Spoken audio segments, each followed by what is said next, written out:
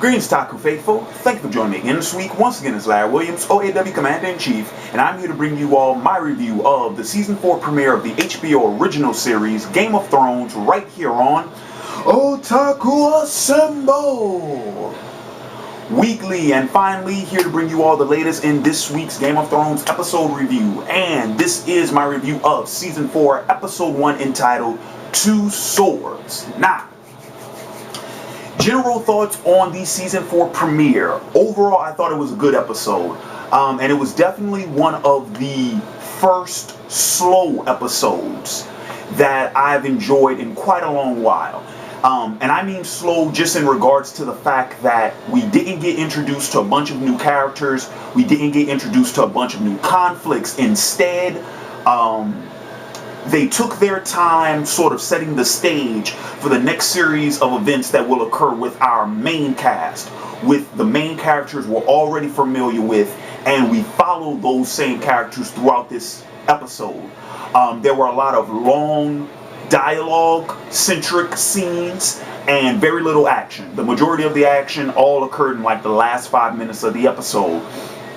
So, given all of that into consideration, I actually enjoyed it. Actually was very intrigued with a lot of the scenes, and yeah, it didn't feel like information overload. You know what I mean? It was more of just a slow, brisk sort of, getting re-familiar with what's going on in the story, and I appreciate that they took the time to sort of set that up. Now, let's go ahead and let's dive further into the episode. Things I want to discuss. First off, I want to talk about the one new main character that we did get introduced to, and that's Oberyn of House Martell. I liked Oberyn from the second they mentioned him. Before we even saw him, I was like, I think I'm going to like this character, and sure enough, I like the fact that, well, number one, he hates the Lannisters to no end. Okay, any character who hates the Lannisters is okay in my book. But not only that, just the fact that he's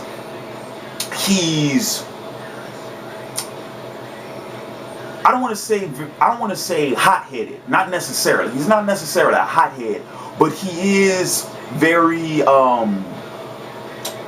strong-willed, very no-nonsense, very serious, and he's a warrior. You know, we got in the scene between Tyrion and Bronn before Oberyn's introduction. You know, we got that sense, and yeah, he's quite the intriguing character. I'm definitely going to be looking forward to seeing what role he'll play in the main story from here on out. But I did like, I like both his scenes, both in the brothel and then his one-on-one with Tyrion. Didn't know his relationship to the Targaryens, though. Didn't see that coming. But given the backstory of, him being Rhaegar's brother-in-law, what happened to his sister, what happened to his nieces and nephews, you can see why he holds that animosity towards the Lannisters. That definitely makes sense. And so yeah, it'll be very interesting to see how that whole thing will play out, especially once he starts to mingle with the Lannisters more, because Tyrion's the only Lannister we actually see him engage with in this episode. But once he gets around Jaime, Cersei, and especially Tywin, that's the main meeting I'm waiting to see with Oberyn, is when his exchange with Tywin, how that's going to play out. And God, I can only imagine what he thinks of Joffrey. So, but I will say this though, because I couldn't ignore this. We get the sense from both those scenes, the one with Tyrion and Bronn and the one with Tyrion and Oberyn, that for the most part it seems like the Martells, more than any other house, I think at this point in time in the story, are almost blood rivals with the Lannisters. I mean, because we Actually, I just read up on Wikipedia that apparently Doran, who's the Prince of Dorne, the firstborn son, and Oberyn, because of what happened to their sister, they sworn revenge against the Lannisters. And if memory serves me correctly, from the podcast I did last year, before the beginning of season 3, the two guys I did the podcast with, I do believe they described House Martell as being one of the top military powers in Westeros. One of the top 3, I believe they mentioned.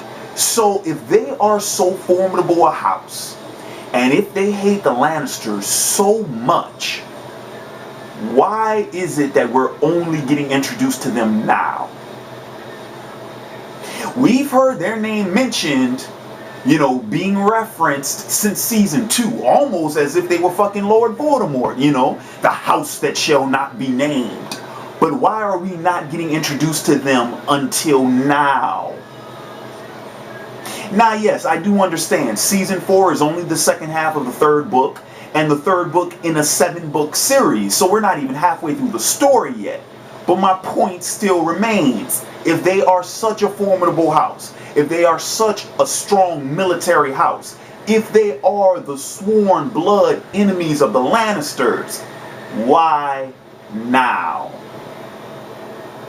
Feel free to answer that on your own. I have no clue.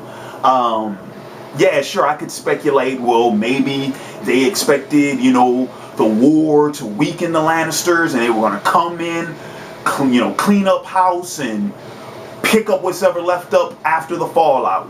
Maybe. I don't know. But it's worth asking. So anyway, let's see. What else did I want to discuss in this week's episode? Well, since I'm talking about what's going on in King's Landing, let me finish out what we got with the characters. First off, I like the opening scene where we see Tywin sort of, when he melts down ice and makes 2 Valyrian swords. Now, granted, I wasn't happy that, the Stark ancestral sword just got melted off and, split between the Lannisters. That pissed me off to no end.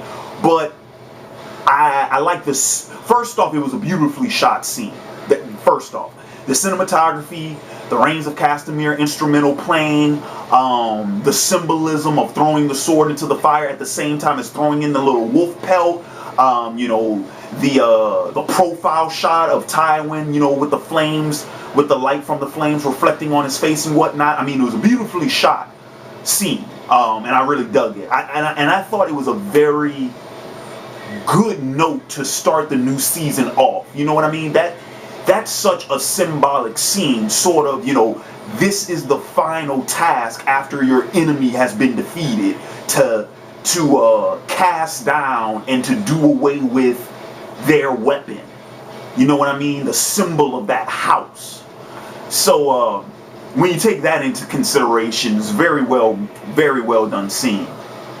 But in regards with the Lannisters, now, I was intrigued with Jaime's scenes in this week's episode. All 3 of them. Jaime had 4 scenes in this episode. The one with Joffrey, take it how you will. I did find it kind of funny how Joffrey just had the gall to talk to Jaime the way he did after everything Jaime went through, sort of talking out the side of his mouth. But there's another character who I thought spoke out of bounds in this week's episode, and I'll get to that in a couple of minutes, in regards to what happened at Castle Black. But yeah, Joffrey talking down to Jaime like that, I was like, what the hell, dude? I mean, not only is the man your father, whether you like to admit it or not, but Jaime's been fighting this war. You haven't. Like, okay. But no, Jaime's scene with Tywin is so funny because it's almost the same scene with Tyrion, right? Tyrion scene with Tywin in season 3. The whole deal about becoming Lord of Casterly Rock, and sort of taking up the mantle of being head of the family, since Tywin's serving as hand of the king. Except instead with Tyrion, he was inserting himself, talking about, this is what I wanted, this is my birthright, I'm laying claim to this. And Tywin's like, no, you don't lay claim to shit. I'm the one that says what you do and what you don't do. Whereas with Jaime, Tywin he's unloading all this stuff onto Jaime, and Jaime told him straight up, I don't want it. I never asked for Castle Rock. I never asked to get married, to bear children, to keep your name going. That doesn't concern me. I'm going back to the Kingsguard. That's where I was before. That's what I expect to do. And just Tywin's reaction, the fact that Tywin just more or less sort of backed down, I'm sorry, I can't help but think that they've had that conversation before. Like, maybe this was exactly what the conversation was like when Jaime first decided to join the Kingsguard. You know what I mean?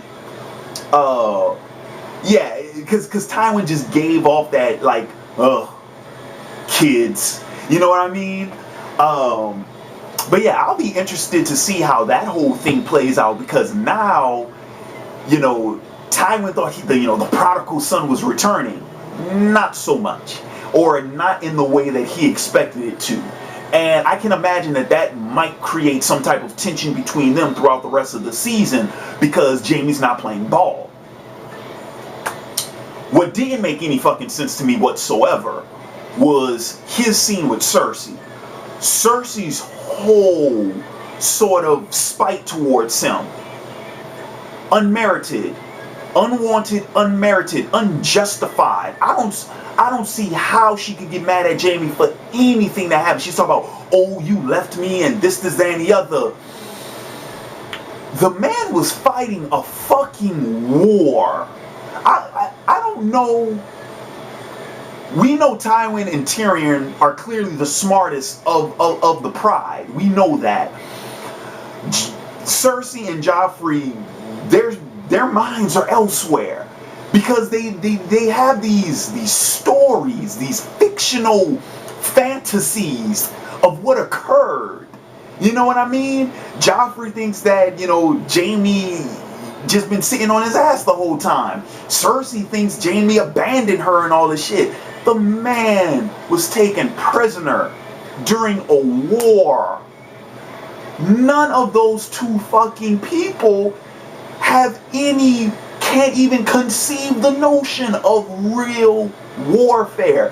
Fucking Cersei even tried to use in her canon, she was like, oh, well, we survived the siege. James was like, that was a short ass fucking siege. And it was. Their whole conception of warfare was what, an episode? Look, if you guys follow my reviews, you know how I feel about the Lannisters, and you know how I feel about Jaime. But I'm sorry, I'm on Jaime's side this time. In this episode, I'm on Jaime's side, cause everything was just bullshit. Bullshit. I do like, though, Jaime's scene with Brienne. Not just because of what was said, but just how the actors played that role. Played that scene. That scene came across like buddies talking, and that's the impression I got. Like Jaime and Brienne are might be legitimate friends at this point. You know what I mean? And hell, she's probably the only one in King's Landing that he can talk to, who has some sense. Now, granted, Brienne I think she was asking much of Jaime to try and return Sansa home or whatnot, because she mentioned sending Sansa to the Eyrie to be with her aunt. But, Jaime, once again, he's like, what the fuck do you want me to do? My hand is tied. Like, oh, man. I actually feel sorry for Jaime, man. Alright, let's see. What else did I want to talk about? Because I don't want to make this review too long. I know I'm almost at my 15-minute marker. Let's see. Let's talk about what happened at the Night's Watch, since I already said I was going to talk about that.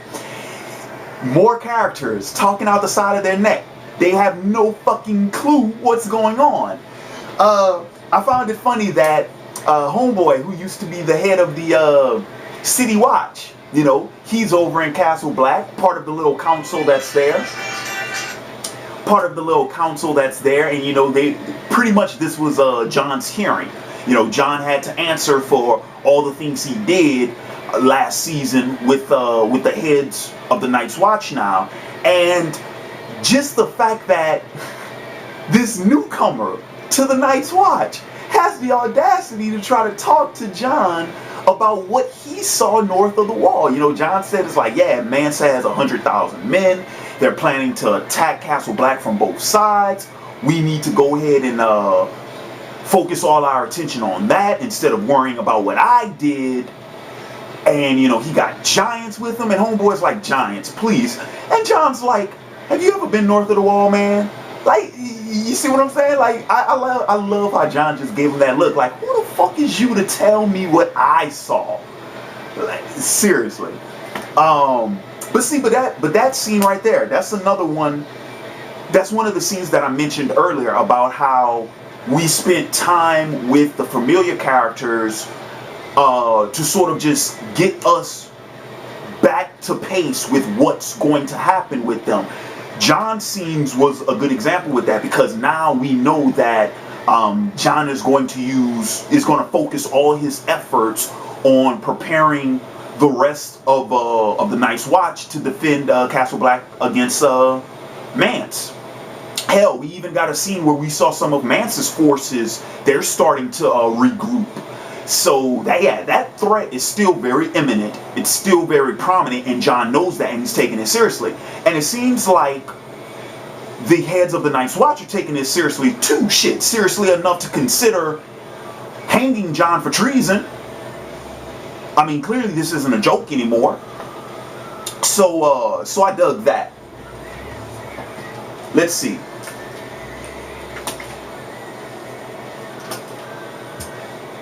Brief note on what's going on with Dany. I mean, not much. We know that she's heading to a new city, Marine. I think that's how they pronounced it, Meereen. We know she's going there, and I think it's going to be more of the same. Take over the city, take those in power out, free the slaves, all that bit.